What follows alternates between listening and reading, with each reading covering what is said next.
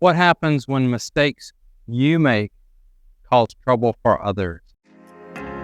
Welcome to Parenting Matters Now, a source of parenting advice a few minutes at a time. I want to show you a situation where I just came upon as taking a walk, and it made me think of this principle that oftentimes we make mistakes and it affects those around us, and that we as parents sometimes have to help our children repair mistakes and train them to think ahead of time. So I was walking along, and just ahead of me, that there's trash everywhere.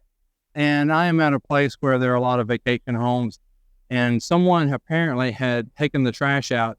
And you may notice up on the houses, these birds, big birds, saw that trash, and they said, lunch. And so what it has done is it's created a mess for someone to clean up. And the people who put this out may not even be aware of it, just like your children sometimes say or do things that they do not realize the impact that it's having on someone else. And sometimes it's us that has to repair the damage. And sometimes, totally without our knowing, there is a wound or an injury that someone else is repairing, a broken window, a tire that was punctured by a bicycle that got backed over, any number of things happen. And you probably have a list of things that have happened at the hands of your children or at your own hands. Us teaching children the responsible actions that follow up whenever we have made a mistake and it has hurt someone else.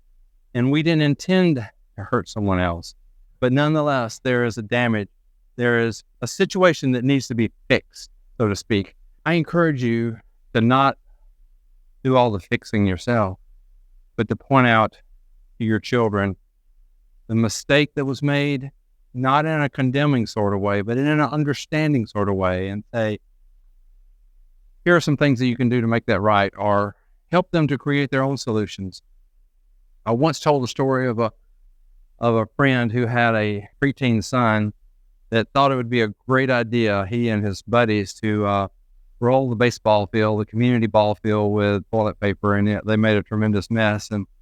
And so the father took the son on a Saturday morning when everyone else was doing things of pleasure, and he said, "Hey, let's go down to the ball field." He sat there in the dugout while the son was out there cleaning up the mess that he and his buddies had made. And, and it was a way of teaching the lesson without using anger, without using isolation. There are ways that we can teach our children responsibility when they have actually caused trouble for someone else.